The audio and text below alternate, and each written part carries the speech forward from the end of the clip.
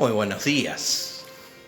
Excelente jornada de día domingo acá en el norte de la provincia de Santa Fe, en el auditorio ICB, en el aula hoy a la mañana, con algunos de los alumnos presentes. Ya son y cuarto, así que sí o sí tenemos que empezar con el aula.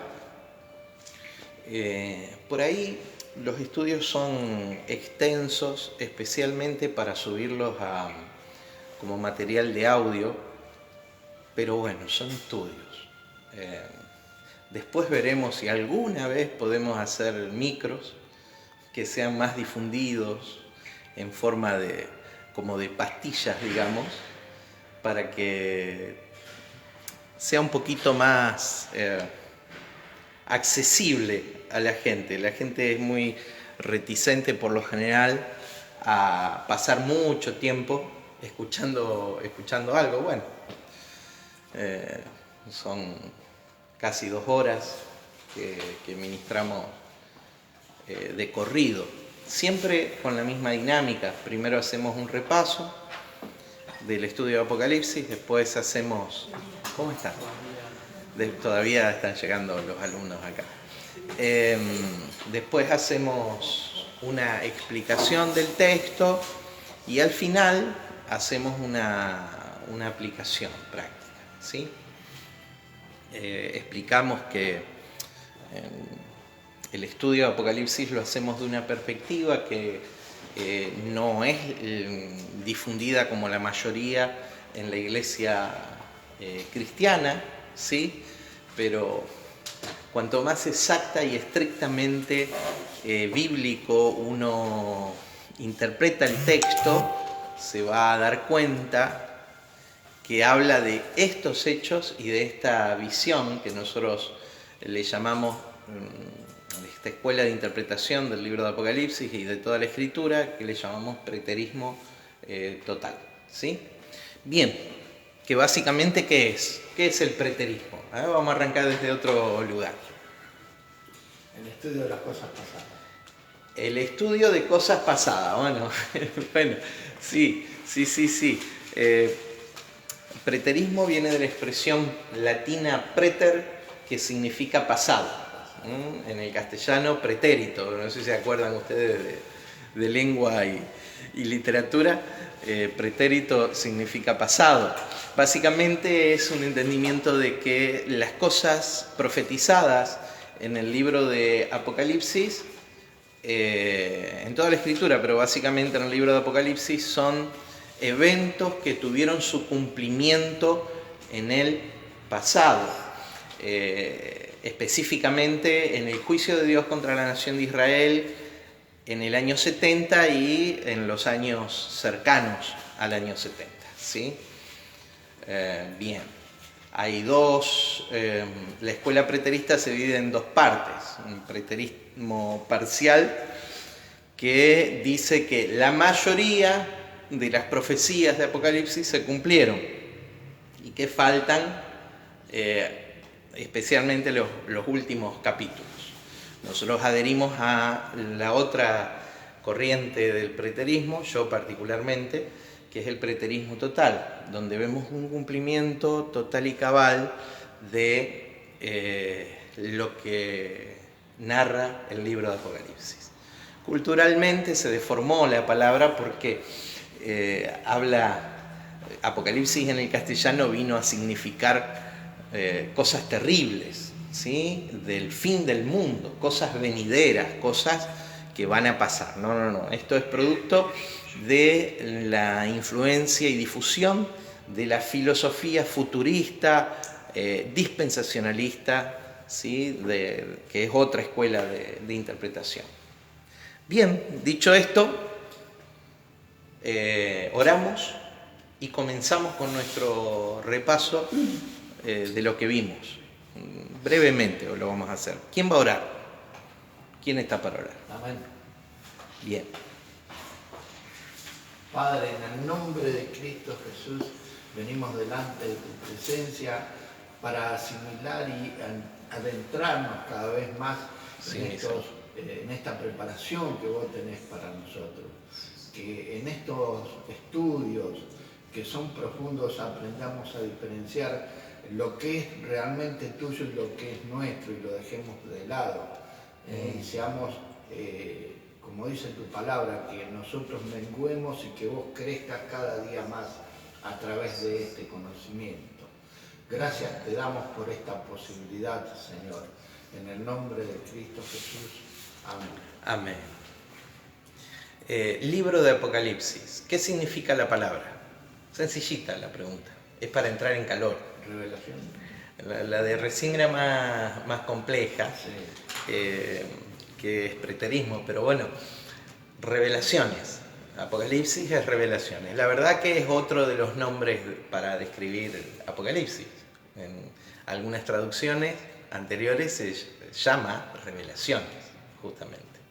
Bien, ¿cuándo fue escrito el libro de Apocalipsis? ¿Alguien me dice? Cambiando un poco de tema, yo leí una Biblia que Ajá. tenía el libro de revelaciones, pero no al final.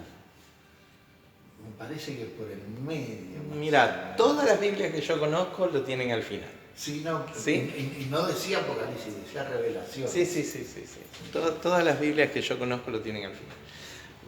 Por ahí hay alguna que no conozca, alguna traducción o versión que no conozca, pero... Bien, ¿alguien más? ¿Qué pregunté recién? ¿En qué año? ¿En qué año se escribió el libro de Apocalipsis? 67, 68.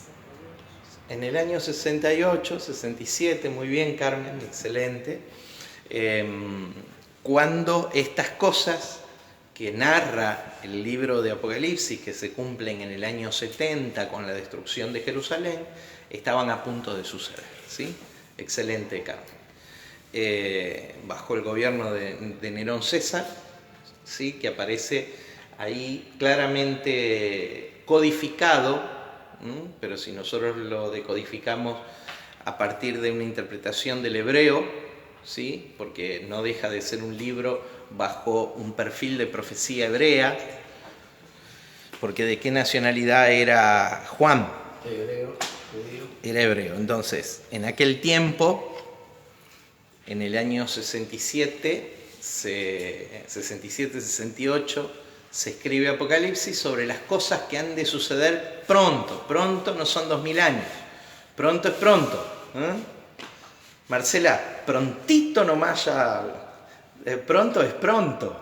No es 2000 años después. ¿Sí?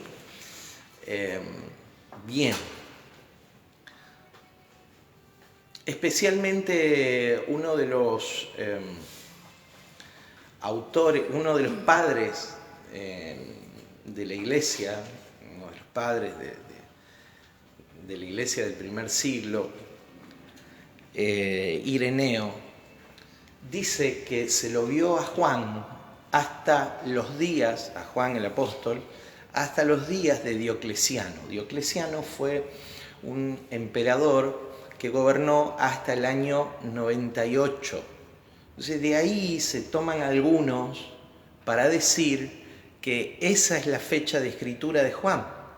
Ahora, que se haya visto a Juan en los días de Diocleciano no significa que él haya escrito el Apocalipsis esos días. ¿Ok? Bien. Entonces hay una fecha temprana donde podemos ubicar antes del año 70 la escritura del libro de Apocalipsis. Vamos, ¿por qué capítulo vamos? ¿Qué hay que desorientado? A ver, ¿por qué capítulo? ¿10? 17 vamos a estudiar hoy. Llegamos justo al final de las copas de ira. Y la última copa de ira es derramada y el juicio de Dios es completado. Primero 7 sellos, luego el séptimo sello desata 7 trompetas, la séptima trompeta desata 7 copas de ira. Y la última copa de ira marca la caída de la gran ciudad. Diga conmigo gran ciudad. Gran ciudad. Gran ciudad. Hoy tenemos que decodificar, ¿sí?, entre los elementos, porque ¿Qué es la gran ciudad? Porque ¿qué tipo de forma de escritura tiene el libro de Apocalipsis? Alegórico. Yo dije, más exactamente, más que lo alegórico, que es bastante ambiguo, Sí, perdón. simbólico. Simbólico. Sí. Simbólico. Tiene una forma simbólica, como toda la profecía hebrea. Toda la profecía hebrea tiene una forma simbólica de expresarse. Entonces, habla mucho a través de los símbolos. Tenemos que entender a la luz del antiguo pacto, porque, a pesar de que esto es en el año 70, está relacionado con el antiguo pacto, ¿sí? Porque es el fin de los elementos que permitían la práctica del antiguo pacto, que hacían operativo el antiguo pacto. Si bien el antiguo pacto ya no estaba más vigente desde la muerte y resurrección de Cristo, porque Él derrama la sangre del nuevo pacto, ¿sí? A partir de aquel momento, pero todavía durante 40 años más, la nación de Israel sigue practicando cosas del antiguo pacto. ¿Por qué? Porque están en pie los elementos del antiguo pacto que permiten que sea practicable todavía. ¿Cuáles eran esos elementos? El templo y la ciudad de Jerusalén. El templo y la ciudad de Jerusalén. Entonces, mientras el templo y la ciudad de Jerusalén estaban en pie, todavía había muchos cristianos que tenían ciertas costumbres que eran de naturaleza hebrea. Por ejemplo, vemos a la iglesia del primer siglo, la iglesia de los apóstoles, mientras estuvo en Jerusalén, antes de la persecución, de la primera persecución judía de los cristianos, que se ve en Hechos capítulo 12, vemos que los apóstoles iban a orar ¿a dónde? 2 lugares en donde oraban. Número 1, las casas. Porque esto era de diseño de Jesús. De hecho, ellos en Jerusalén tenían una casa que era el aposento alto, una casa alquilada, que seguramente en Jerusalén le hubieran dicho la casa de los Galileos. Ahí era su centro operacional, un aposento alto. Pero en otro lugar, aparte de las casas, como dice Hechos 2:42, en otro lugar más, aparte de las casas, ¿dónde más oraban los apóstoles? Sinagoga. No, sinagoga no. Perdón, Sinagoga había, te explico esto, sinagoga había en ciudades fuera de Israel. Ahí había sinagogas. Fuera de la ciudad de Jerusalén. En Jerusalén no había sinagoga porque no era necesario. Una sinagoga era un centro que nucleaba la práctica de las familias judías de esa ciudad. ¿Sí? Sinagoga había en Nazaret. ¿Sí? En el templo de los judíos. ¿Por qué aún los mismos apóstoles iban a orar al templo? Ahí donde hicieron algún milagro también, el paralítico, toma tu lecho y anda. Levántate, no tengo oro ni plata, pero lo que tengo te doy, en el nombre de Jesús, levántate. Y entonces el hombre paralítico se levantó y fue un suceso. ¿Dónde fue ese milagro? En la puerta del templo, porque iban a orar al templo los apóstoles, ¿sí? Entonces había todavía prácticas del antiguo pacto, y si los apóstoles tenían esa pequeña mezcla, si es necesario, el Pedro mata y come para que alguna vez ellos le hablen, especialmente Pedro, le abra el reino de Dios para los que no eran de etnia judía. Imagínense lo necesario que era para dar una señal clara, aparte para que se cumpla lo que Jesús había dicho acerca de Jerusalén y del templo. ¿Qué había dicho Jesús? Y sobre esto vamos a volver. ¿Qué había dicho Jesús acerca de Jerusalén y del templo? Bueno, muchas cosas, pero básicamente algo relacionado a lo que estamos estudiando. Que en el No iba a quedar piedra sobre piedra. No quedará piedra sobre piedra. Y en Mateo capítulo 24 dice, de cierto no pasará esta generación hasta que todas esas cosas acontezcan. Y decimos que una generación para el pueblo hebreo, ¿cuánto tiempo era? 40, pero están filosos, pueden dar la clase pero tranquilamente, ¿eh?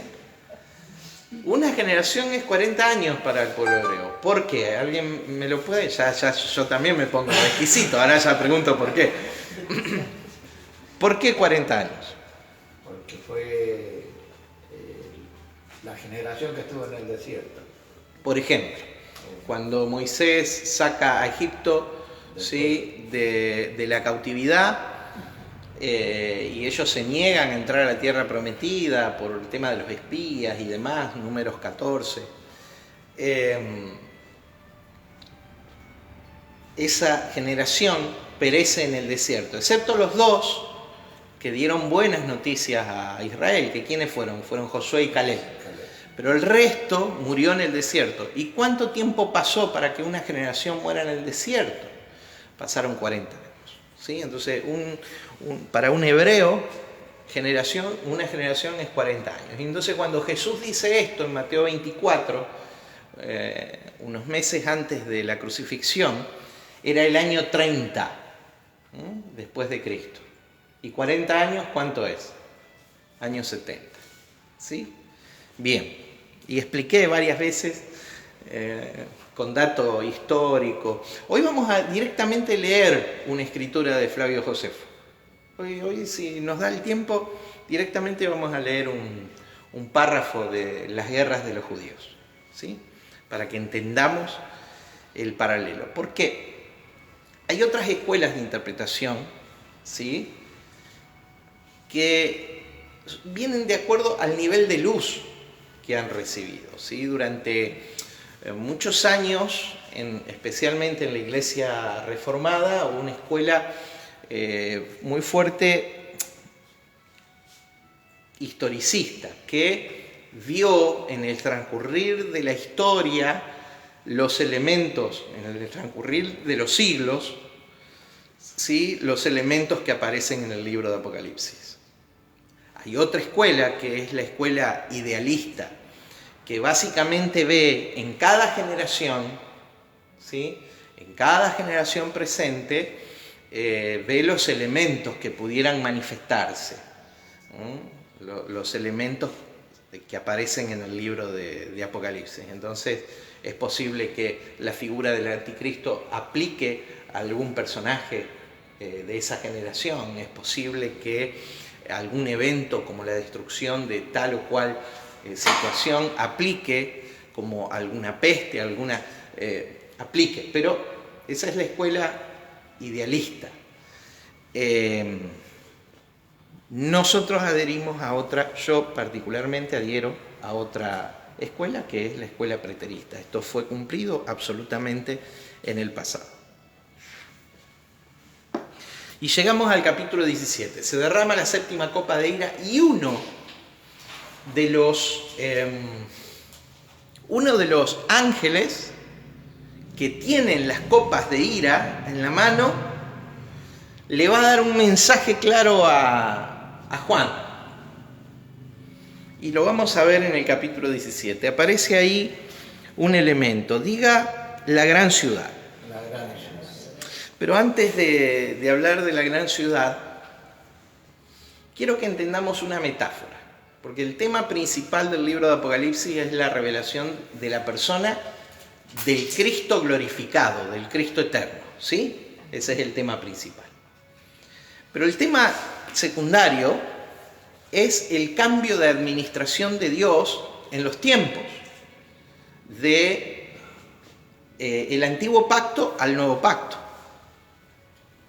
Porque si esto sucedió y la nación de Israel fue juzgada, como estamos enseñando nosotros acá, quiere decir que el Israel de Dios hoy no es el Israel étnico. Que el pueblo de Dios presente No es que hay un pueblo terrenal y un pueblo espiritual, el pueblo espiritual la iglesia y el pueblo terrenal Israel. Que el pueblo de Dios, la nación santa, es de acuerdo a como lo dice el apóstol Pedro, la iglesia, nosotros. ¿Sí? Ya no Israel en su sentido étnico. Y que la iglesia es el Israel espiritual, porque no son hebreos los que son circuncidados según la carne, sino los que son circuncidados en su corazón, dice la Escritura, dice el apóstol Pablo. Entonces, la iglesia es, de alguna manera, el Israel espiritual. En la iglesia se cumple la totalidad del pacto hecho con Abraham. Y que no pudo cumplirse en la nación de Israel a causa de la dureza del corazón de ellos. ¿Sí? Bien. La figura del cambio de administración, una de las figuras que va ganando protagonismo a medida que va avanzando el libro, es la figura de un divorcio. Diga conmigo divorcio. Y nuevo casamiento. ¿Por qué divorcio y nuevo casamiento? Porque indudablemente la esposa de Dios bajo el antiguo pacto es el Israel. ¿Sí? Es Israel. Me llamarás Ishi, dice esposo mío. Dice el libro de Oseas. Y en el capítulo 3 de Jeremías hay un conflicto que el profeta, acuérdense, Jeremías,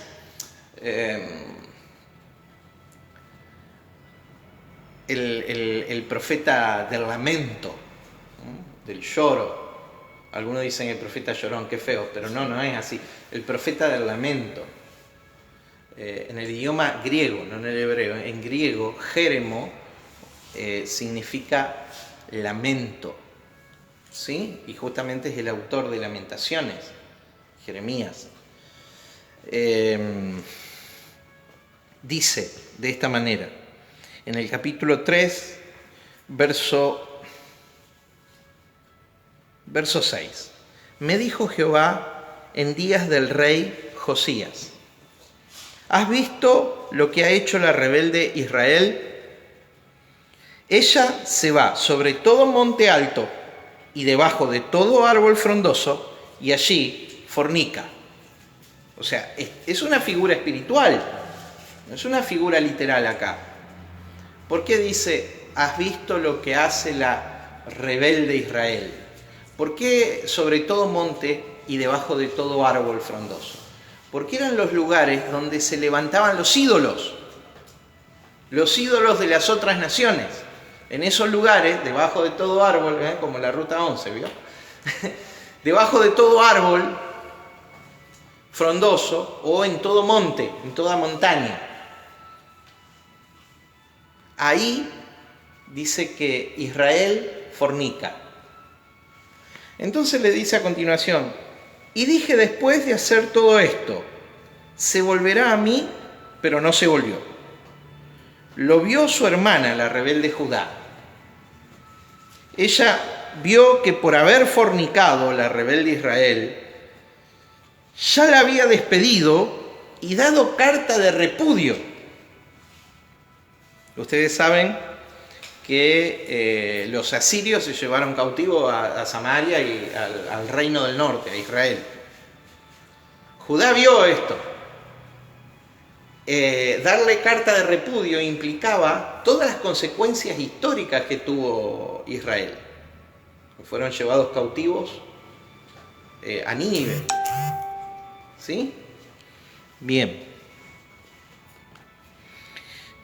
Cuando Salmanaser conquista Samaria. Y sucedió que por juzgar ella cosa liviana su fornicación, la tierra fue contaminada y adulteró con la piedra y con el leño. Está hablando de idolatría, ¿sí?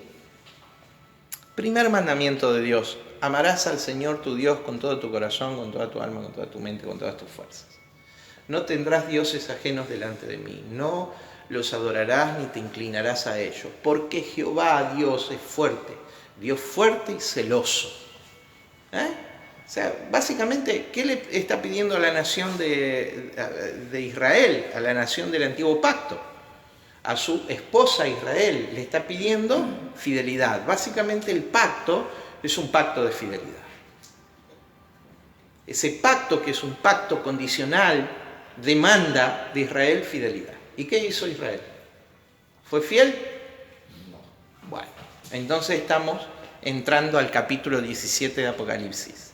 Antes voy a pasar por Mateo capítulo 5. Cuando la Biblia habla de cartas de repudio, le di carta de repudio a Samaria, ¿no? A Israel, básicamente. Está hablando de divorcio, en términos modernos, divorcio. ¿Sí? Documento legal de disolución del pacto matrimonial. Bien. Y Jesús, en el capítulo 5, porque ¿qué tenemos en la Escritura? En la Escritura tenemos la expresión: lo que Dios unió no lo separa el hombre. Porque el hombre, en su estado original de inocencia, el hombre listo para el gobierno de todas las cosas, en el pacto matrimonial no es entre Adán y Eva. Acá me voy a meter en un lío. Bueno, no importa. Si preguntan, Marcela, fíjate en él. El pacto matrimonial original en el estado de inocencia del hombre no es entre Adán y Eva. Es entre Adán y Adán. Varón y hembra. Varón y varona. ¿Cuándo Eva pasa a ser Eva? ¿Alguien sabe? Después de la caída. Después de la caída, Eva es Eva, madre de todos los vivientes. Antes era la otra mitad de Adán. Eran una sola carne indivisible. ¿Qué separó a Adán de Eva como individuos? ¿Qué los separó? El pecado. El pecado es separación. O sea, la consecuencia del pecado es muerte, o sea, es separación. El pecado separa y da rasgos de individualidad. Hermano, el gran mal del hombre hoy es su individualismo. ¿Su qué? Por eso es importante la familia. Porque en la familia somos. Por eso es importante la ciudad. Porque en la ciudad somos. O sociedad. Por eso es importante la iglesia. Porque en la iglesia somos. Y por eso es importante la nación. Porque en la nación somos. Ese nosotros, no es el yo. ¿Sí? El gran problema del hombre es su individualismo. Migrar mentalmente para poder movilizar la vida a tener una expresión colectiva de la vida es lo mejor que nos puede pasar. Por eso el segundo mandamiento es semejante al primero. El primero dijimos que era amar a Dios. El segundo, Amarás a tu prójimo. a tu prójimo. ¿Cómo a quién? Como a ti mismo. Porque de hecho tu prójimo es una parte tuya. El hombre restaurado, de hecho el fin del programa de Dios es que nosotros entendamos que estamos formando parte de un solo hombre. Nos cuesta entender que Adán y Eva eran una misma persona, ¿sí? Sin embargo, el fin del plan de Dios es que todos los hombres entiendan que son... ¿Cuántos hombres? ¿Y cómo lo llama la Biblia? Esto es alto nivel. A ver qué... Vamos. El nuevo hombre, creado en la justicia y santidad de la verdad, según el apóstol Pablo en el capítulo 4 de Efesios. ¿Cómo lo llama? El nuevo hombre. ¿Y quién es el nuevo hombre? Cristo. Cristo manifestado. El nuevo hombre es el ciudadano de la nueva creación. Bueno, por eso vamos al final de hoy, si el tiempo nos deja, vamos a aplicar esto. Diga conciencia colectiva. Conciencia colectiva. Diga, soy uno con mi esposa, con mi esposo. ¿Ah? No puedo decir eso. Bueno, diga, soy uno Soy uno. con quienes habitamos la ciudad. Con quienes habitamos la ciudad. Soy uno Soy uno. con quienes componemos la iglesia. Con quienes componemos la iglesia. Soy uno Soy uno. con quienes habitamos la nación. Con quienes habitamos la ciudad. Componemos la nación, ¿sí? Soy uno con quienes forman parte de este planeta. Bueno, pero hace falta una conciencia muy elevada para aceptar y vivir bajo estas verdades. Si no, es el hombre sometiendo a otros hombres. La historia de la humanidad.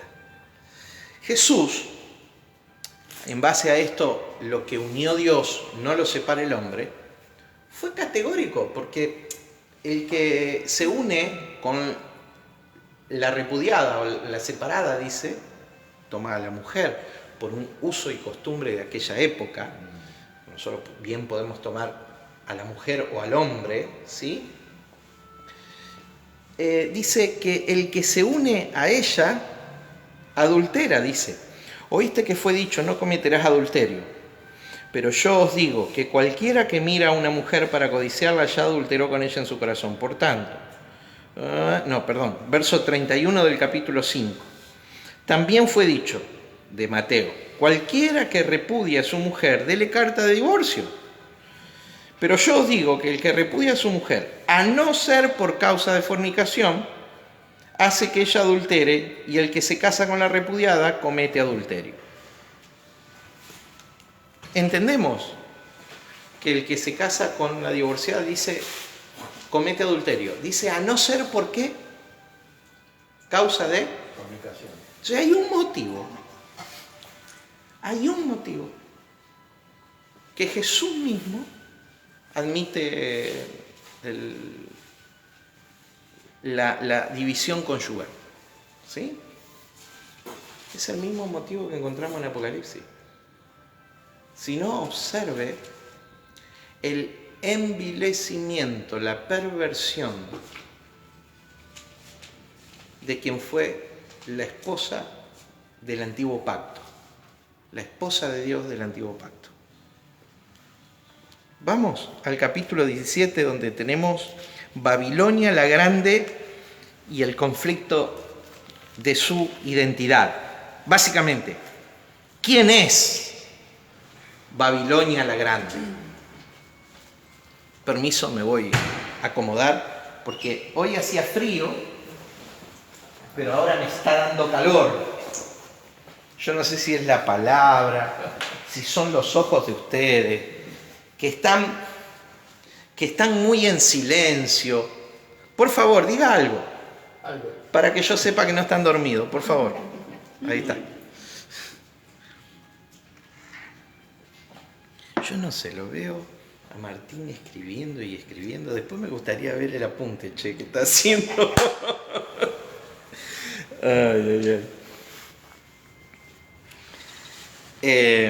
Apocalipsis 17, del verso 1. Las copas de ira son lanzadas y uno de los ángeles que lanza las copas de ira dice así: vino entonces uno de los 7 ángeles que tenían las 7 copas y habló conmigo diciéndome: ven acá y te mostraré la sentencia contra la gran ramera. Diga conmigo, gran ramera. Qué lío acá que tenemos. Qué lío que tenemos acá. Los reformadores vieron en esta expresión a una ciudad, después vamos a ver qué. Roma, ¿no? Dijeron los reformadores. Pero esta palabra, yo entiendo que se puede idealizar, ¿no?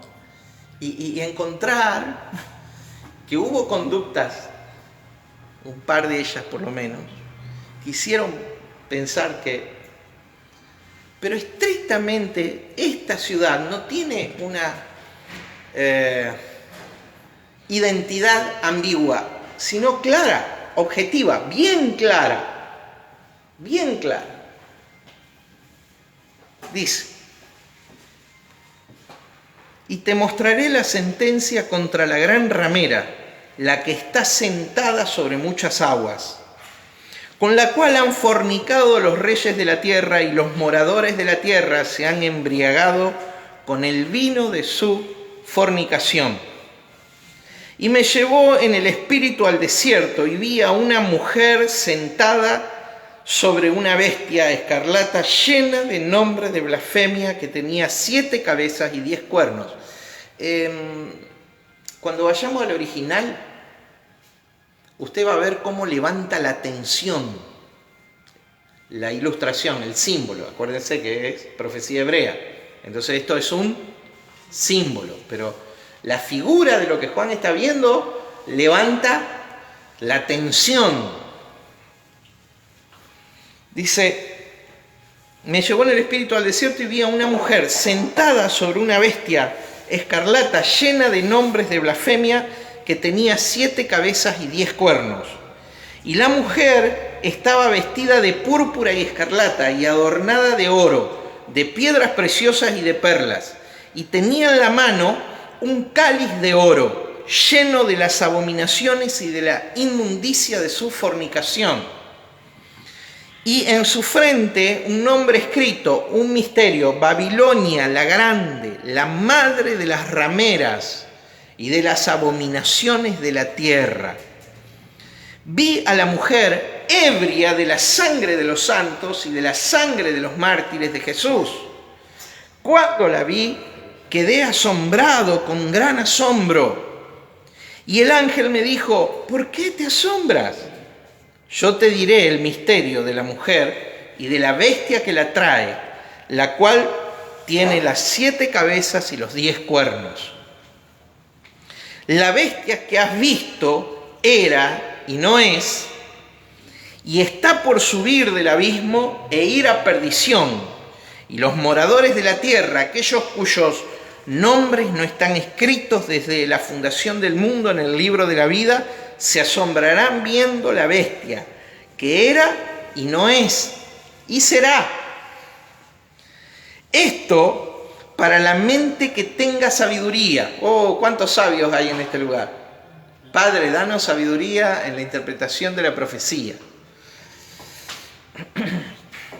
Las 7 cabezas son 7 montes sobre los cuales se sienta la mujer.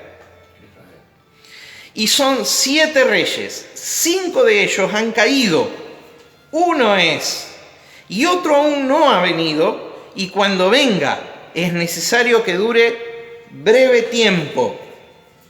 La bestia que era y no es también el 8º, y es de entre los 7, y va a la perdición. Y los 10 cuernos que has visto son 10 reyes, que aún no han recibido reino, pero por una hora recibirán autoridad como reyes juntamente con la bestia. Estos tienen un mismo propósito y entregarán su poder y su autoridad a la bestia. Pelearán contra el Cordero y el Cordero los vencerá. Porque Él es Señor de señores y Rey de reyes, y los que están con Él son llamados y elegidos y fieles. Me dijo también: las aguas que has visto donde la ramera se sienta son pueblos, muchedumbres, naciones y lenguas.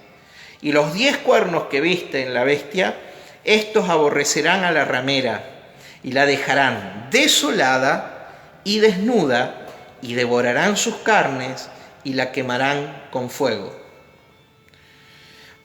Porque Dios ha puesto en sus corazones ejecutar lo que Él quiso, ponerse de acuerdo y dar su reino a la bestia hasta que se cumplan las palabras de Dios. Y la mujer que has visto es la gran ciudad, que reina sobre los reyes de la tierra. Verso 18, la mujer es una ciudad. Babilonia era una ciudad. Babilonia es una ciudad donde nace es el origen de todos los cultos espirituosos que no tienen nada que ver con la revelación de la persona de Dios. ¿Sí? Ahí en Babel tenemos que remontarnos a Génesis 10 para encontrar su origen. Nace, ¿sí?, esa idea de llegar al cielo por medios propios. Es el hombre en la búsqueda de saciar su necesidad y su falta de lo espiritual. Bien, entonces es una ciudad. Ahora, no solo es una ciudad, sino es una ciudad, diga conmigo bestia, porque aparece acá una bestia. En el capítulo 14, ustedes se acordarán, aparecen dos bestias, una que surge del mar y el otro de la tierra. ¿Sí? Bueno, ¿cuáles eran esas bestias? ¿Se acuerdan? Lo explicamos bien, cómo encajaba la profecía. Nerón César. La segunda bestia, Nerón César. ¿Y la primera bestia? Roma. Roma. Dice que el poder de la segunda bestia viene de la primera. O sea que el emperador gobierna con el poder de Roma. Es el emperador del Imperio Romano. Ahí es donde se revela el número de la bestia, que en realidad es la revelación del nombre de la bestia, que es Nerón César Augusto. ¿Sí? El último de los emperadores de una dinastía. Y hoy es importante saber eso porque vamos a ver en el segundo párrafo, ¿sí?, la caída de la primer dinastía de emperadores romanos y el reemplazo por la segunda. ¿Sí? Bueno, ¿qué sucede cuándo? En el año 68. ¿No le suena el año? Bien. ¿Por qué? Que dijimos que el año 68 es el año en que nadie me mira, están todos en otra. En que se escribió el libro de Apocalipsis. Bien. Entonces ya vamos ajustando cuándo se escribió.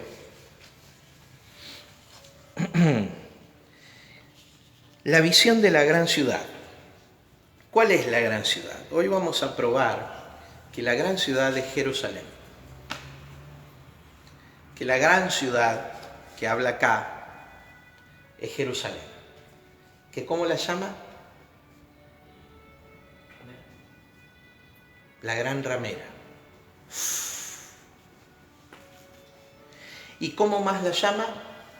Babilonia, la madre de las abominaciones. Cuando yo hablo de Babilonia hablo de un sistema espirituoso, vamos a decir espiritual, pero para marcar la diferencia, un sistema espiritual sin Dios. ¿Qué era Jerusalén en el año 70? Eso. Cuando Jesús dice, derriben este templo y yo en 3 días lo reedifico, él hablaba de su cuerpo. Y ellos creían que estaba hablando de los edificios del templo. Si Herodes demoró 38 años en edificar estos edificios, ¿cómo vos decís que en 3 días lo vas a reedificar? Mas él hablaba de su cuerpo. Y estas cosas la entendieron cuando Jesús resucitó, no antes. ¿Sí? Esto dice el mismo Juan.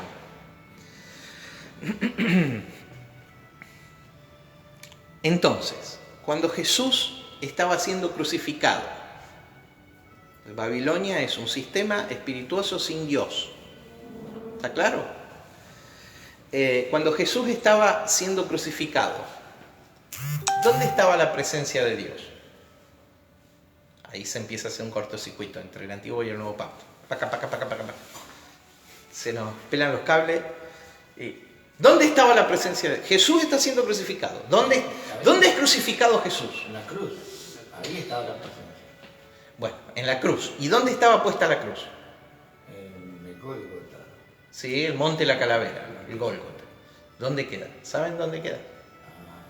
Según los evangelios, queda en el camino a Jericó, en las afueras de Jerusalén, ¿sí? En un lugar que hoy se conoce como el Calvario de Gordon. Después les mostraré algunas fotografías. Extraordinario la imagen de la calavera en forma de piedra. Bien, ahí fue crucificado Jesús. Desde ese lugar se observa la ciudad de Jerusalén. Desde ese lugar se ve el templo. ¿Dónde decían los judíos, los sacerdotes y los contemporáneos de Jesús que estaba la presencia de Dios? En el templo. ¿Y dónde decía Jesús que estaba la presencia de Dios? Destruyan este templo y yo en 3 días lo reedifico. En su cuerpo, en él, ¿sí? En la cruz. Pasa que hay una señal cuando Jesús muere. Algo que pasa en el templo. Hay un gran terremoto, hay tinieblas, hay varias cosas que pasan. Se abren los sepulcros y resucitan algunos. Cuando Jesús muere, sucede que el velo que separaba el lugar santo del lugar santísimo se rompe como de arriba a abajo, ¿sí? Como si una misteriosa mano lo hubiera tirado. ¿Para qué se rompe el velo? Para denunciar la mentira de la religión judía, de la religión hebrea, que ahí adentro, detrás del velo, estaba la presencia de Dios. ¿Qué había ahí adentro? Nada. Era una habitación vacía. Porque no hay registro de que el arca hubiera vuelto de la cautividad de Babilonia cuando fue llevada, cuando fue tomado por Nabucodonosor. Y todas las cosas de valor fueron llevadas y el templo de Salomón destruido. Entonces, ¿qué había en el lugar santísimo en los días de Jesús? Nada. Así era la espiritualidad de Israel. Si así era en los tiempos de Jesús, imagínate cómo es ahora. ¿Qué hace el pueblo cristiano llamando a Israel, al Israel étnico, pueblo de Dios? Si así era la espiritualidad en los tiempos de Jesús, imagínate ahora. Es una carcasa vacía de contenido. ¿Qué hace el pueblo cristiano practicando y celebrando las fiestas? Entrando en formas hebreas. ¿Con qué sentido? Si ya tenemos el cumplimiento de aquello. Si hoy lo tenemos a Cristo, estando ya presente Cristo, dice la carta a los hebreos. ¿Para qué queremos las figuras? Sí, estudiémosla, sepamos de qué se trata, pero ¿para qué queremos nosotros la práctica de las fiestas? Si Cristo es la esencia, la naturaleza, la sustancia misma de aquello. O sea, ¿para qué queremos eso? Lo anterior es judaizar. Judaizar. Y hay una gran corriente judaizadora, judaizante, hoy día. O sea, porque hay tanto antiguo pacto presente, porque no hay claridad. Sí. Es mostrar a Israel como pueblo de Dios y no a Cristo como el Salvador de él. Totalmente. Totalmente. Y hoy, lo digo hasta el cansancio, Israel tiene su salvación, el Israel étnico, el pueblo hebreo, el pueblo judío, tiene su salvación de la misma manera que todas las naciones de la tierra. Mirando a Cristo por la fe, aceptando a Cristo por la fe. ¿Se entiende? Y ahí despierta espiritualmente. Ahí despierta espiritualmente. Bien.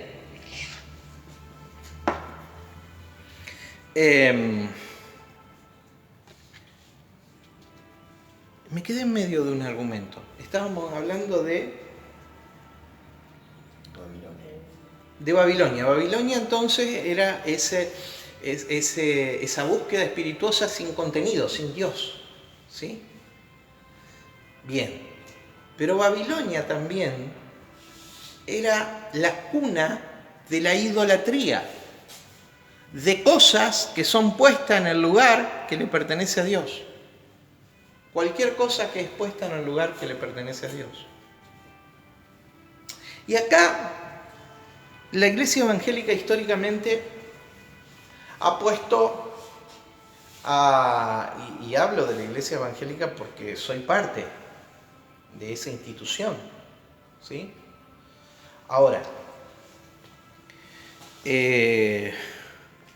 ha puesto siempre a la Iglesia católica en eso, porque la Iglesia católica es idólatra porque tiene las figuras, los íconos, ¿sí?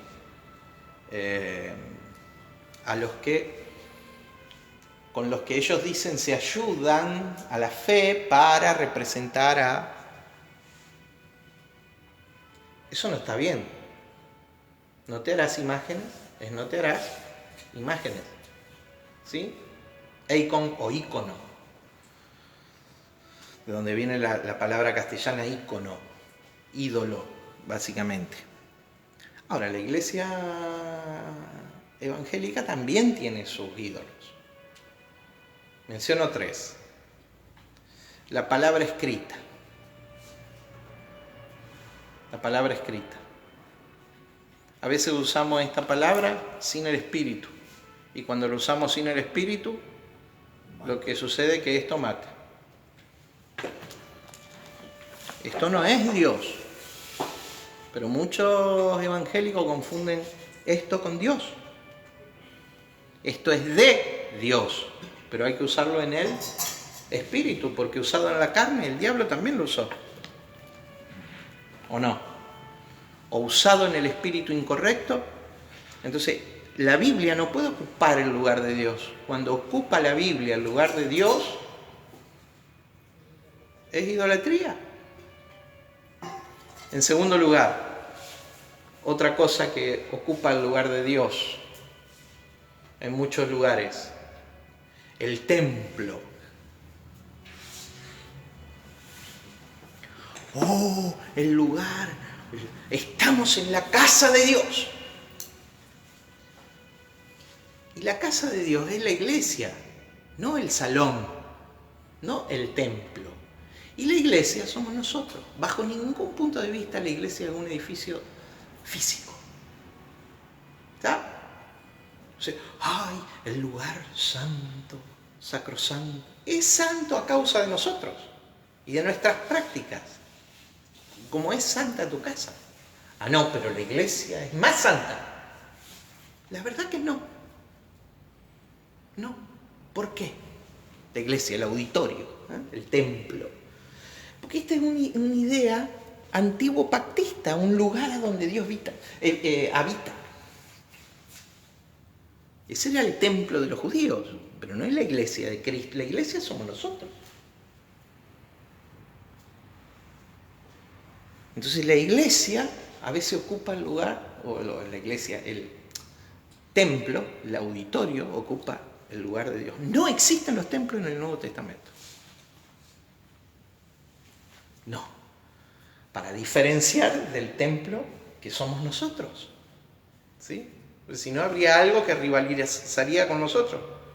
Yo soy casa de Dios, pero el lugar también es casa de Dios. No. El lugar no es casa de Dios. Casa de Dios somos nosotros. Tercer ídolo que la iglesia evangélica ha incorporado. Estoy haciendo una explicación, hermano. Ya antes del final estoy haciendo una explicación. Después voy al texto, a la explicación. El pastor. Pobrecito el pastor. No le haga eso a su pastor. Por favor, se lo pido encarecidamente, especialmente a los que están acá en el aula, porque me toca a mí, por este tiempo, ser su pastor. Entonces, no me haga eso. No siga a un pastor. No ponga al pastor. ¿Dónde dice que el pastor es cabeza de la iglesia? ¿En qué deformidad doctrinaria dice que el pastor es cabeza de la iglesia? Cristo es cabeza de la iglesia. Mostrame un solo lugar en la Biblia. Ah, pero si la cabeza anda mal, todo el cuerpo anda mal. Mostrame un lugar en la Biblia donde diga que el pastor es cabeza. Hay pastores que asumen el rol de cabeza. Ojo con esos pastores. Porque se quejan de la Iglesia Católica Romana porque le llaman cabeza al Papa. Pero la cabeza de la Iglesia, ¿quién es? Ah, pero esa regla se la aplicamos a ellos. Perdón por el ellos y nosotros, está muy mal, pero se la aplicamos a... Pero ¿y nosotros? Nunca sigas un pastor. ¿Está claro? ¿A quién tenés que seguir? ¿A quién tenés que seguir? A Cristo. En todo caso, de lo que de Cristo hay en nosotros. ¿Me entendió? Si vos recibís de lo que de Cristo hay en un líder y nada más, te perdiste el 95% de Cristo de la iglesia. Uy, le estoy dando mucho porcentaje al pastor. El 5 es mucho. ¿Me entendés? Porque Cristo es una construcción colectiva. Porque ¿en qué estamos nosotros? En Cristo. Bueno, entonces no son idólatras los católicos solamente. Entonces hay que guardarse de la idolatría. Guardaos de los ídolos, dice el apóstol Pablo en 1 Corintios 10. Llegamos entonces en el capítulo 17 tenemos a una gran ramera. La expresión ramera ahí, lo que vemos primero desde el 1 al 6, es la expresión forné, en femenino, ¿sí? De donde viene pornografía, ¿sí? Hoy día. Fornicación. Una fornicadora está diciendo, ¿sí? Y la figura es terrible, porque dice que esta ramera, esta mujer envilecida, ¿sí? Está sentada, dice, sobre muchas aguas. Sentada sobre muchas aguas. Básicamente, la palabra ahí es una figura de sexualidad.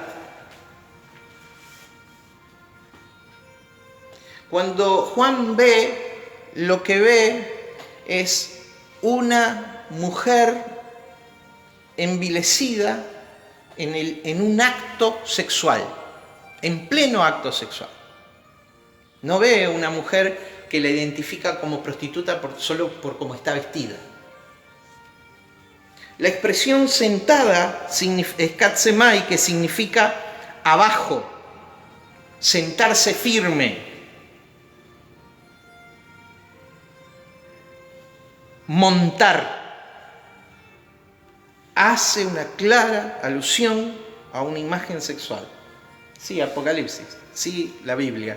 Sí, Juan explica cómo Dios ve al Israel 40 años después de que ejecutaron a Jesús. Es muy fuerte, ¿no? ¿Y quién lleva a la gran ramera? ¿Quién la lleva? Diga la bestia. La bestia era el poder central del mundo. ¿Quién dije que era? El Imperio Romano. ¿Sí? Dice que con ella fornicaron los reyes de la tierra. ¿Por qué dice que con ella fornicaron los reyes de la tierra? Porque en todos los años del imperio, desde Tiberio, segundo de los Césares romanos, emperador romano, en adelante, hubo una entrega sistemática de los poderosos de la nación a la dominación romana. Por temor, por poder, por dinero, por todas las perversiones que a ustedes se le puedan imaginar. Por eso habla de la fornicación con los poderosos, ¿sí?, y con los reyes de la tierra. Verso 1. La primera palabra para observar es la palabra sentencia. Te mostraré la sentencia. ¿Qué es la sentencia? Lo mismo que en el idioma castellano. Es la decisión judicial. Cristo, el juez de todo, está sentado en el trono y ejecutó su sentencia. ¿Cuál fue la sentencia? ¿Alguien sabe cuál fue la sentencia? Por favor, alguien que lea capítulo 23 de Mateo, verso 38. ¿Qué dice Juan capítulo 5? Que todo juicio fue dado al Hijo. Todo juicio del Padre fue dado al Hijo. Entonces todo juicio va a ejecutar el Hijo. ¿Y cuál fue la sentencia? Antes de decir, Jerusalén, Jerusalén, tú que matas a los profetas y que apedreas a los que te son enviados, ¿cuántas veces quise juntarle bajo mis alas como la gallina junta sus polluelos y no quisiste? Antes que diga esto, Jesús dice, Mateo capítulo 23, verso 38. ¿En qué contexto? En el contexto de generación de víboras, hipócritas, ciegos guías de ciego, recorren cielo y tierra para hacer un prosélito. Y una vez que lo hacen, un seguidor de ustedes, una vez que lo hacen 2 veces más hijo del infierno que ustedes, ciegos, guías de ciego. Porque si un ciego si un ciego guía a otro ciego, ambos caen en el hoyo, sepulcro blanqueado. Por favor, sepulcro blanqueado, por fuera hermosos, pero adentro un muerto. La religión, Generación de víboras. Y en ese momento, estrictamente, ¿qué religión? Judía. Judía. Los sacerdotes. Ahora, ¿cuánto de eso hay hoy día?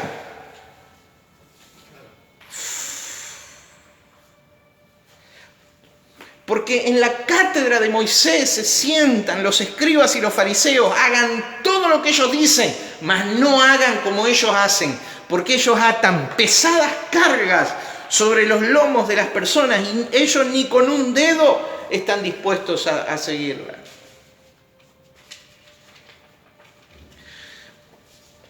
Vosotros colmáis siempre la medida de vuestros padres, eso ya es Esteban. Por favor, ¿qué dice el verso 38 después de decir todas estas cosas? ¿Qué dice el verso 38? He aquí vuestra casa os Es dejada. desierta. Bien. Diga conmigo, le mostraré la sentencia. Si todo juicio fue dado al Hijo, ¿cuál es la sentencia judicial que el Hijo soltó y que 40 años después se iba a ejecutar sobre la nación? Vuestra casa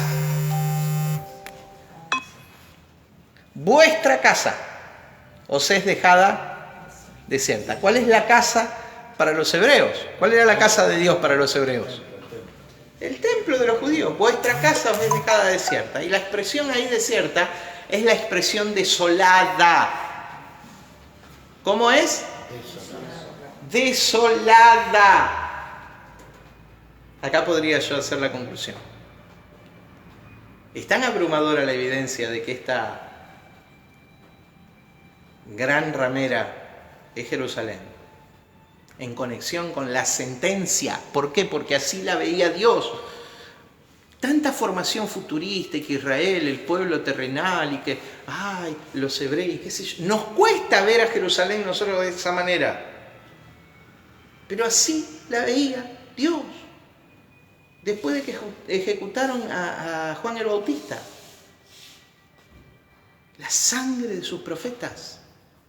Después que ejecutaron a Cristo. Al hijo del dueño de la viña. Matémosle. Ustedes se acuerdan la parábola, ¿no?, de Mateo. Primero el dueño de la viña arrendó su viña a unos hombres que convinieron un precio. Todos los años había que pagar después de la cosecha el precio. Entonces el dueño de la viña manda a sus siervos a cobrar y lo cascan al siervo. Y vuelve el siervo todo lastimado y le dice, mirá, aquellos no están por pagar, te digo. ¿Quiénes eran esos? Los religiosos, los poderosos de Israel. Y después le dice, si mando a mi hijo, no le harán semejante cosa, porque él es el dueño de la viña conmigo. Entonces mandó al hijo. Y cuando lo vieron venir de lejos los hombres perversos que ocupaban la viña, usufructuaban la viña, dijeron, ahí viene el heredero, matémosle, porque si lo matamos la viña será nuestra. Usted ve la perversión. O sea, Jesús habló de esto. Y él sabía que estaba profetizando su propia muerte. Jesús habló de estas cosas. Entonces, ¿qué hicieron? Tomaron al hijo y lo mataron. La pregunta que Jesús les hace es, ¿qué piensan ustedes que hará el dueño de la viña con todos estos? ¿Qué piensan ustedes que hará? Lo que vemos acá. Vuestra casa os es dejada desolada. Voy a saltear un montón de versos. No sé si esto se hace convencionalmente así, pero lo voy a hacer porque acá lo que estamos intentando, aparte de entender el texto, la narrativa, y en los símbolos, lo que estamos intentando es de asignar la identidad a la gran ramera. ¿Sí? Ahora, con esto en mente, con esa sentencia, ven y te mostraré la sentencia, o sea, la ejecución de la sentencia. ¿Cuál sentencia? 23:38 de Mateo, la del juez de todo, sentenciando esa generación, y esa ciudad, y esa casa. Vamos a ir al mismo capítulo, pero al verso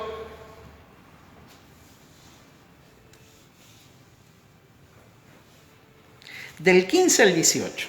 Lo voy a volver a leer. Dice, capítulo 17, del 15 al 18. Me dijo también, las aguas que has visto donde la ramera se sientan son pueblos, muchedumbres, naciones y lenguas. Y los 10 cuernos que viste de la bestia, estos aborrecerán a la ramera, a la mujer, a la ciudad. ¿A qué ciudad aborrecerán? No es Roma ahí. Los 10 emperadores estos aborrecerán a la ramera. Es a Jerusalén. Es a Jerusalén. Pero más todavía, dice, mirá la coincidencia de las palabras. Les quiero decir que en el idioma original son las mismas palabras. No son otras. Dice, y van a hacer 4 cosas. Y los 10 cuernos que viste aborrecerán a la ramera. La dejarán desolada, desnuda, devorarán sus carnes y la quemarán con fuego. Vuestra casa os es dejada desierta. La traducción más exacta es desolada. Es la misma palabra que se usa en este texto, desolada. Mi hermano, es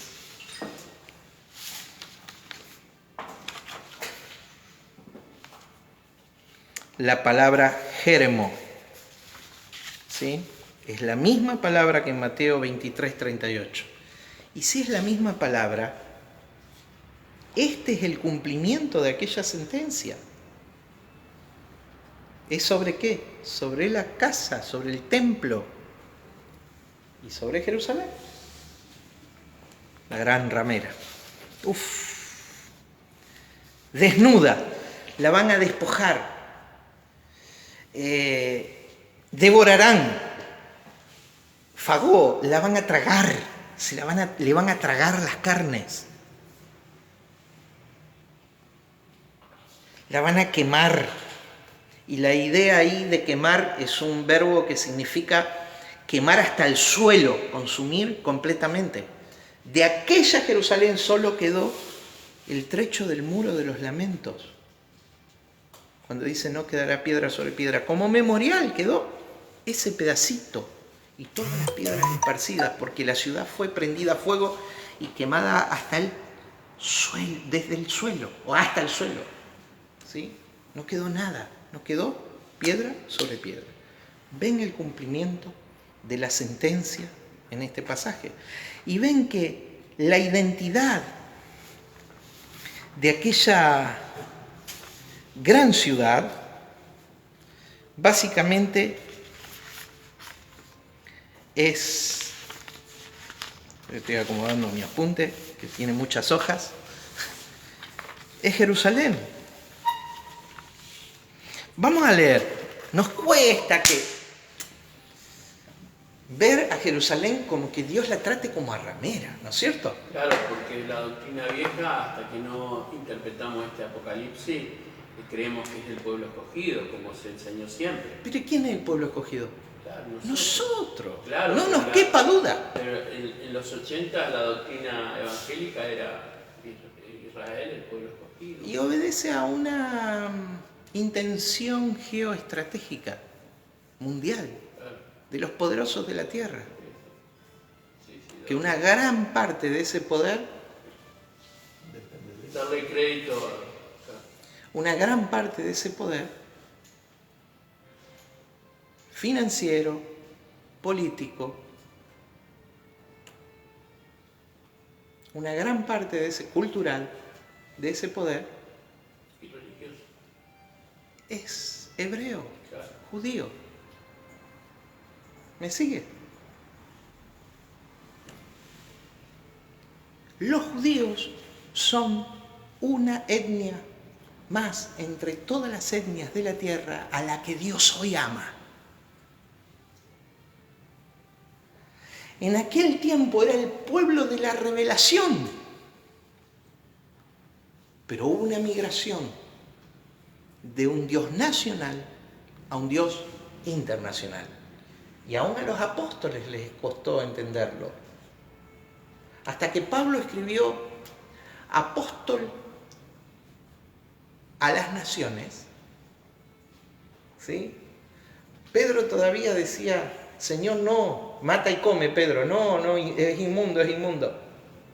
No le predicaba el evangelio a los... ¿Se entiende? Les costó entender lo que Jesús les dijo en el Monte de los Olivos, cuando les dijo, id y haced discípulos a todas las naciones. Y la cruz unificó todo. La cruz unificó y metió al pueblo hebreo hermanado con todas las naciones gentiles en un nuevo hombre. Lo que dice, tiene que leer Efesios 2.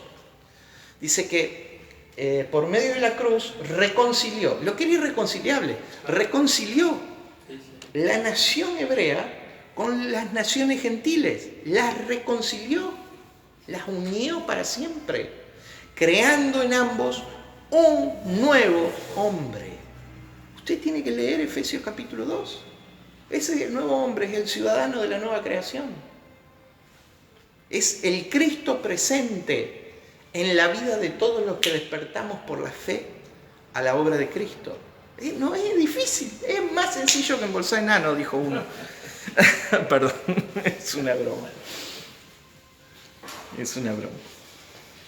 Oh, no puedo hacer esa broma. Perdón.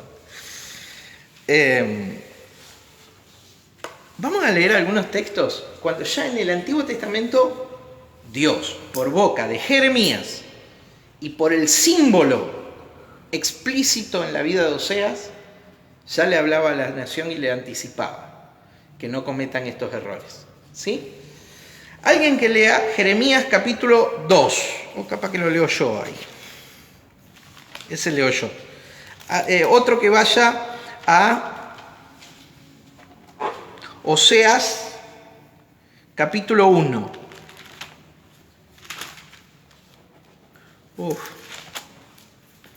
Oseas capítulo 1, ¿quién lo va a leer? ¿Alguien lo tiene por ahí?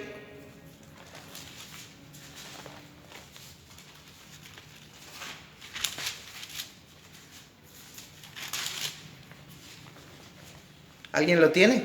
A Oseas, ¿no? Osea.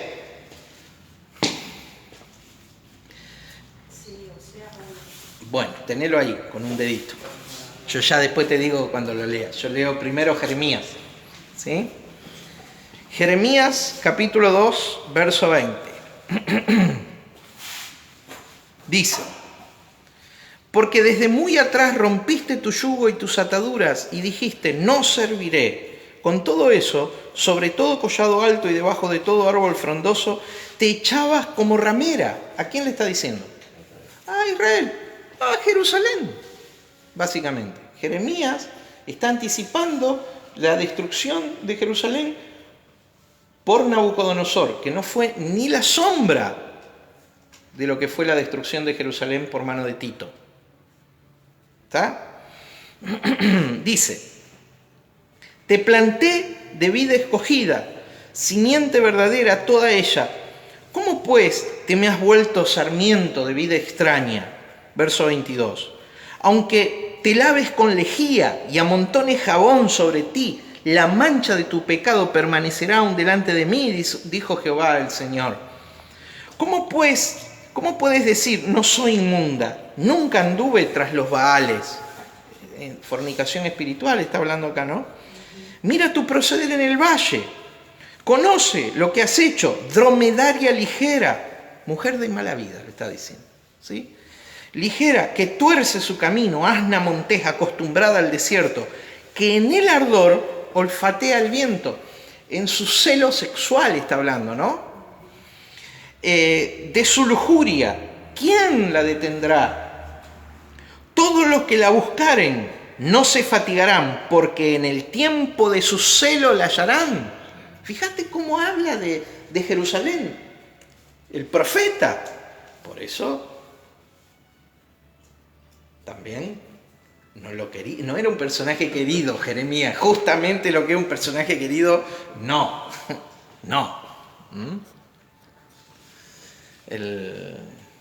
La tumba más destacada en el valle del Cedrón, que ahí es del Monte de los Olivos, ¿sí? Es la del profeta Jeremías. Y seguramente cuando Jesús dice, habla sepulcro blanqueado, una tumba hermosa le hicieron a Jeremías, mientras que lo despreciaron toda su vida los hebreos. Pero la tumba era hermosa. Sigo. Guarda tus pies de andar descalzo y tu garganta de la sed, mas dijiste, no hay remedio en ninguna manera, porque a extraños he amado y tras ellos he de ir. Entonces, ¿ven que la figura de ramera para Jerusalén no es algo extraño en la profecía bíblica? ¿Se dan cuenta? A nosotros nos cuesta por toda la impronta que nos metieron con el futurismo. Pero vamos a leer hasta el 28. Como se avergüenza el ladrón cuando es descubierto, así se avergonzará la casa de Israel, ellos, sus reyes, sus príncipes, sus sacerdotes y sus profetas, que dicen a un leño, mi padre eres tú, y a una piedra, tú me has engendrado, porque me volvieron la cerviz y no el rostro, y en el tiempo de su calamidad dicen, levántate y líbranos. ¿Y dónde están tus dioses que hiciste para ti? Levántate. Levántense ellos, a ver si te podrán librar en el tiempo de tu aflicción. Porque según el número de tus ciudades, oh Judá, fueron tus dioses. Muchas ciudades en Judá. ¿Cómo eran sus dioses? Los amantes, digamos. Capítulo 3, del verso 1 al 13 voy a leer ahora. Dicen, si alguno dejare a su mujer y yéndose ésta de él, se juntare a otro hombre, ¿volverá a ella más?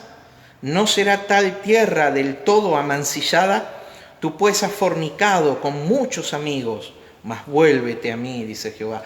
Una vez más lo estaba llamando porque realmente después de la cautividad, después del juicio, después de la cautividad babilonia de 70 años, ellos regresaron. Nehemías, Zorobabel, en los tiempos de Ageo, ellos regresaron, edificaron un templo, casa a Dios nuevamente y los muros.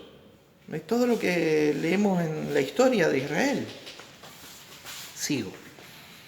Alza tus ojos a las alturas y ve en qué lugar no te hayas prostituido. Junto a los caminos te sentabas para ellos como árabe en el desierto, y con sus fornicaciones y con tu maldad has contaminado la tierra. Por esta causa las aguas han sido detenidas y faltó la lluvia tardía y has tenido frente de ramera y no quisiste tener vergüenza. Desfachatez, ¿sí? Has tenido frente de ramera. ¿Qué decía en su frente? Nombre escrito. Babilonia, la grande, la madre de todas las rameras y de las abominaciones de la tierra. Has tenido frente de ramera. A lo menos desde ahora no me llamarás a mí Padre mío, guiador de mi juventud. Guardará su enojo para siempre, eternamente lo guardará. Y aquí que has hablado y hecho cuantas maldades pudiste. Me dijo Jehová en días del rey Josías: ¿has visto lo que ha hecho la rebelde Israel? Ella se va sobre todo monte alto y debajo de todo árbol frondoso y allí fornica. Y dije, después de hacer todo esto, se volverá a mí, pero no se volvió. Y lo vio su hermana, la rebelde Judá. Ella vio que por haber fornicado la rebelde Israel, yo la había despedido y dado carta de repudio. Pero no tuvo temor la rebelde Judá, su hermana, sino que también fue ella y fornicó, y sucedió que por juzgar ella cosa liviana su fornicación, la tierra fue contaminada y adulteró con la piedra y con el leño. Con todo esto, su hermana, la rebelde Judá, no se volvió a mí de corazón, sino fingidamente, dice Jehová. Fingidamente. Entonces ahora se van en cautiverio a Babilonia. Pero esto vuelve a suceder, fingidamente. Y no solo se van en cautiverio a Roma, desaparecen de la faz de la tierra. ¿De qué tierra? De la tierra prometida, como es usado en la expresión tierra en el libro de Apocalipsis. Y me dijo Jehová: ha resultado justa la rebelde Israel en comparación con la desleal Judá. O sea, el pecado de Israel es chiquito al lado del de Judá. Jerusalén, la cabecera de Judá, ¿sí? Ve y clama estas palabras hacia el norte y di: vuélvete, oh rebelde Israel, dice Jehová, no haré caer mi ira sobre ti, porque misericordioso soy yo, dice Jehová, no guardaré para siempre el enojo. Reconoce pues tu maldad, porque contra Jehová tu Dios has prevaricado y fornicaste con los extraños debajo de todo árbol frondoso y no oíste mi voz, dice Jehová. Para los que dicen, pero dice que no va a guardar para siempre. Claro, después de 70 años volvió, pero ese es el juicio de aquella toma de Jerusalén. Luego ahora vienen los romanos y se terminó. Ponen un punto final al tema. Ejecutan la sentencia de Jesús. Porque si esto pasaba cuando todavía no habían matado a Juan el Bautista, no le habían cortado la cabeza a Juan el Bautista. Si esto hablaba Jeremías, cuando todavía no habían matado al Cristo, crucificado al Cristo. Si esto hablaba cuando todavía no habían apedreado a Esteban, después de estas cosas. ¿Qué tenían en el cáliz de oro? Dice la gran ramera. Las abominaciones de su fornicación. ¿Sí? ¿Y qué más? ¿Estaba ebria de qué? De la sangre de los santos y de los mártires. Esa es Jerusalén. Tú que matas a los profetas y apedreas a los que te son enviados.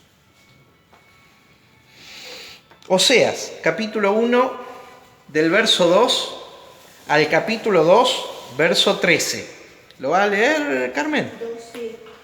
El principio de la palabra de Jehová por medio de Oseas. Capítulo 2, verso 2. Ah, 2, no. Capítulo 1, verso 2. Perdón. Perdón. Estaba bien entonces. Sí. El principio de la palabra de Jehová por medio de Oseas, dijo Jehová a Oseas: Ve, tómate una mujer fornicaria e hijos de fornicación, porque la tierra fornica apartándose de Jehová. Ahora digo, escuchá, ¿no se le habrá ido la mano a Dios? Mirá si sería un pastor de este tiempo, ¿no? Le dice, ve y toma una mujer fornicaria. No. Bueno, es lo que pasó en ese momento. ¿Por qué? Porque ahora iba a haber una representación alegórica de lo que sentía Dios por Israel. El profeta iba a sentir lo mismo. Esto lo digo, máximo nivel de revelación, la revelación del corazón de Dios. Cuando sus hijos sienten lo que siente el corazón de su papá. Esto pasó con Jeremías. Mirad y ved a cuantos pasáis por el camino, si hay dolor, como mi dolor que me ha venido. Lamentaciones 1:12. Pero esto pasó con Oseas. Ve y toma una mujer adúltera, ramera, y hijos, que no van a ser tus hijos, le está diciendo. Serán hijos de fornicación, serán hijos de los amoríos de esta mujer. Y ahí le pone nombre a los hijos. Uno de esos hijos se llama Ishi, mi esposo. Y es toda una declaración ahí en ese contexto. ¿Querés seguir leyendo? Fue pues y tomó a Gomer, hija de Diblai, la cual concibió y le dio a luz un hijo. Y le dijo Jehová: ponle por nombre Jezreel, porque de aquí a poco yo castigaré a la casa de Jehú por causa de la sangre de Jezreel, y haré cesar el reino de la casa de Israel. Y en aquel día quebraré yo el arco de Israel en el valle de Jezreel. Concibió ella otra vez y dio a luz una hija, y le dijo Dios: ponle por nombre Ruama, porque no me compadeceré más de la casa de Israel, sino que los quitaré del todo. Más de la casa de Judá tendré misericordia, y los salvaré por Jehová su Dios. Y no los salvaré con arco, ni con espada, ni con batalla, ni con caballos, ni jinetes. Después de haber destetado a Ruama, concibió y dio a luz un hijo.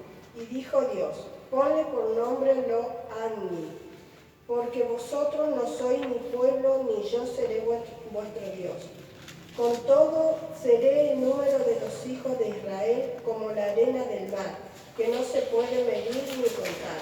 Y en el lugar en donde les fue dicho: vosotros no sois pueblo mío, les será dicho: sois hijos del Dios viviente. Ahí lo dice, donde hubo un pueblo que se le dijo no son. Ahí le será dicho a ese pueblo: son hijos del Dios viviente. O sea, hay que leer la profecía, hay que interpretarla, gira en torno a esto, a la lectura del plan de los siglos. Y el pueblo que no es pueblo, acá está, somos. ¿Sí? Donde no eran hijos, vosotros sois hijos. Leo yo un texto más. Capítulo 9, verso 1. La aplicación, Dios hace la aplicación acá en Oseas de toda la metáfora del matrimonio nefasto de Oseas. ¿Sí? Dice: no te alegres, oh Israel, hasta saltar de gozo como los pueblos, pues has fornicado apartándote de tu Dios, amaste salario de ramera en todas las eras del trigo. ¿Sí? O sea, a nosotros nos cuesta, por tanta impronta antiguo pactista en la iglesia hoy, por tanta visión de retraso, por tanta cuestión futurista, ¿sí? Acerca de, y por tanto implante de que Israel es el pueblo de Dios, ver a Jerusalén de esta manera. Pero era normal en el antiguo pacto. esto. ¿Sí?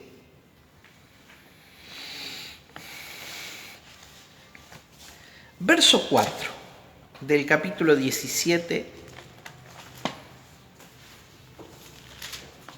Estamos tratando de trazar la identidad de esta mujer. Y la mujer estaba vestida de púrpura, escarlata y adornada de oro, de piedras preciosas, de perlas, y tenía en la mano un cáliz de oro lleno de las abominaciones y de la inmundicia de su fornicación. A ver, cuando los reformadores leían esto, púrpura y escarlata, dijeron, ese es el clero. Ellos vestidos de negro o de marrón, ¿sí? Pero ¿y el clero cómo? De púrpura y de rojo. Entonces, puede que ellos hayan visto una sombra de aquello, una repetición espiritual de aquello. Pero en los tiempos que Juan escribía, ¿qué hablaba con el púrpura y con el carmesí, con el rojo? ¿De qué hablaba? Del oro y de las piedras preciosas. Quiero leerles una escritura de Flavio Josefo. Esto está sacado del material El Apocalipsis de los Judíos, del hermano Orellana. Miren, esto originalmente es textual de La Guerra de los Judíos, de Flavio Josefo. Dice, estaban 9 de las 10 puertas guarnecidas y cubiertas de oro y plata. Está describiendo Jerusalén. 9 de las 10 puertas guarnecidas y cubiertas de oro y plata. A ver, forradas en oro las puertas de la ciudad y en plata. Así como los postigos y umbrales de ella. Cada puerta tenía 2 hojas de 30 codos de alto y 15 de ancho. ¿Era opulente o no la puerta de la ciudad? La puerta del templo era sin duda mayor, porque era de 50 codos de alto y tenía las puertas 42 codos. Estaban mucho más magníficamente adornadas, porque abundaba más oro y plata. Las métopas estaban cubiertas de oro. La puerta de la sala estaba cubierta de oro. Según dije, y alrededor de ella las paredes estaban cubiertas del mismo metal. ¿Las qué? Las paredes. Los pámpanos que tenía en lo alto de la puerta también eran de oro, de los cuales colgaban unos racimos de altura de un hombre. ¿De qué eran? De oro. ¿Y qué tamaño tenían? De un hombre. La fachada exterior del templo se mostraba de tal manera que no había ojos ni ánimo que lo viesen y que no se maravillaran. Estaba toda cubierta con unas pesadas planchas de oro. Donde el templo no estaba dorado, se destacaba la blancura del mármol. Tenía más de una cortina de la misma largura, es a saber, el velo que llamaban de Babilonia, variado y tejido de colores, los cuales era lana violeta, lino, escarlata y púrpura. Los colores que describe Juan. Era un trabajo hecho y labrado como obra maravillosa. Había mucho de ver en la mezcla de colores, porque parecía allí una imagen de todo el universo, con la escarlata que parecía que representaba fuego, con el lino, la tierra, con el púrpura, el mar. Estaba el velo babilónico bordado con todo orden y movimiento de los cielos, excepto los signos del zodíaco. Textual de La Guerra de los Judíos, por Flavio Josefo.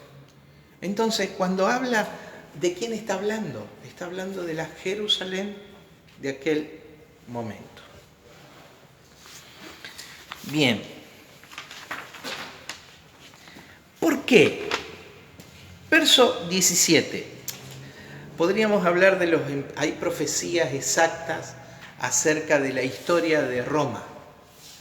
Cuando dice un rey que es, que no es y que será, está hablando de los reyes que van a la perdición. No está hablando de la salvación y perdición en términos soteriológicos, sino está hablando de una dinastía que se pierde, que es la dinastía Augusta. El último de los emperadores Augusto es Nerón. Después de Nerón, una guerra civil hace, en una sucesión de un año, 4 emperadores hasta que llega Vespasiano. En un año aparecen 4 emperadores, lo nombro, solo como dato histórico, no me quiero detener en este detalle.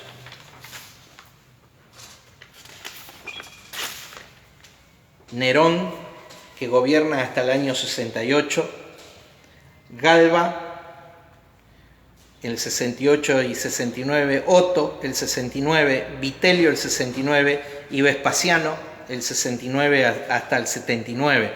Ahí están los 5 reyes, uno que no es, el otro que viene. Bueno, no me voy a detener en esto. Quiero ver en la expresión del verso 17, por favor, para ir terminando porque se nos va el tiempo. Porque Dios ha puesto en sus corazones ejecutar lo que Él quiso. ¿Lo que Él qué? El juicio sobre Jerusalén fue lo que Él quiso. Por eso Jesús dijo, vuestra casa os es dejada desierta, desolada. ¿Sí? Lo que Él quiso.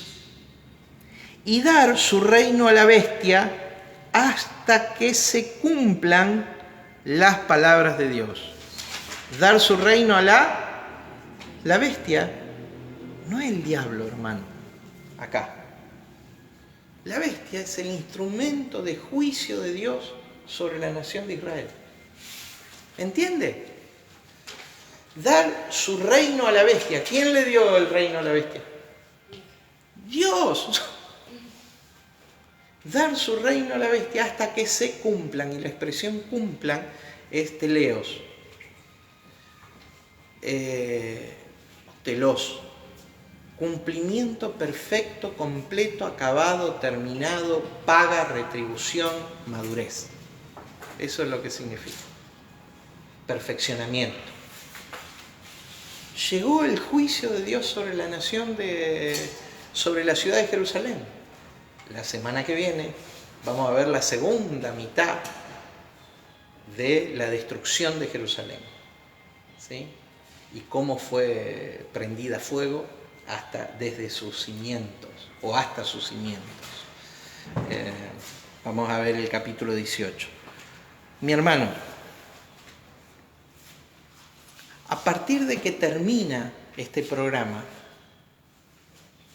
de Dios, del Antiguo Pacto, y los elementos que hacían operativo el Antiguo Pacto son removidos, se establece un ámbito nuevo. Diga ámbito nuevo. ¿Qué es lo profetizado por Isaías en el capítulo 55 cuando llama nuevos cielos y nueva tierra? Un nuevo comienzo. Diga una nueva tierra. Una nueva tierra. Pise. Vos estás parado, pise. La nueva tierra no es una tierra que va a venir. Es el ámbito que fue creado por Dios desde la dimensión de plenitud, cuando el antiguo pacto dejó de ser practicable. Hoy estamos pisando la nueva tierra.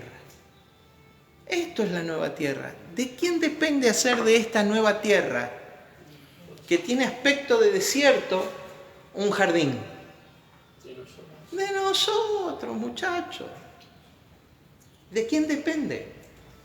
De nosotros. ¿Y quién es el ciudadano de esa nueva creación, de esos nuevos cielos y nueva tierra? El Cristo corporativo. Él es el ciudadano de ese nuevo, el nuevo hombre creado en la justicia y santidad de la verdad. Usted y yo somos juntos ese nuevo hombre que es el ciudadano de la nueva creación. Ese es el pensamiento que va a ir evolucionando desde la destrucción de Jerusalén, que todavía le tenemos que dedicar un capítulo más y unos poquitos versículos del capítulo 19 todavía, hasta el final del estudio de Apocalipsis. Ese es el nuevo cielo en el cual estamos. Usted lo va a entender claramente cuando lleguemos al capítulo 21 y veamos cuál es la dimensión que hoy está establecida sobre la tierra. La Jerusalén celestial. Porque la Jerusalén terrenal fue destruida y nunca más va a ser. Nunca más ocupará. Esa idea del futurismo de un Cristo reinando en la tierra físicamente desde Jerusalén o desde... Y eso es una fábula, porque es el forzar el símbolo y darle literalidad. Hoy Cristo gobierna desde nosotros, pero ¿de quién depende hacer de esto un jardín? De nosotros. La responsabilidad siempre estuvo en el hombre, desde Adán en adelante, y estará en el hombre. ¿Sí? Nada más que ahora el hombre descubre que tiene la esencia y la autoridad de Cristo para hacer de toda la esfera físico-material su jardín, su esfera de gobierno. ¿Alguna pregunta? Oramos. Padre, en el nombre de Jesús, te doy gracias, Señor, por esta nueva creación, los cielos nuevos y la nueva tierra, por esta nueva criatura, Señor, que has constituido, Señor, en nosotros, poniendo la naturaleza de Cristo en nosotros, estando en Cristo. Ayúdanos a despertar y ser responsables con tu creación, Señor. Ayúdanos a ser un medio de manifestación de tu unción, de tu autoridad y tu gobierno sobre todas las cosas. Modificar en nuestra vida todo lo que esté para ser modificado y desarrollado, Señor, para manifestar tu reino. En el nombre de Jesús declaramos, Señor, que participamos con alegría de ese reino. En el nombre de Jesús. Amén. Mis hermanos, son las 12, nos fuimos con el horario, los bendigo, será hasta la semana que viene. Hay un montón de cosas en el capítulo 17 que no pudimos desarrollar, pero todavía nos queda el 18, seguimos avanzando. Nos vemos para la mayoría esta tarde y si no, en el aula ICB o en las oraciones por la mañana nos estamos encontrando, o en la lectura de algún material. Los bendigo. Nos vemos.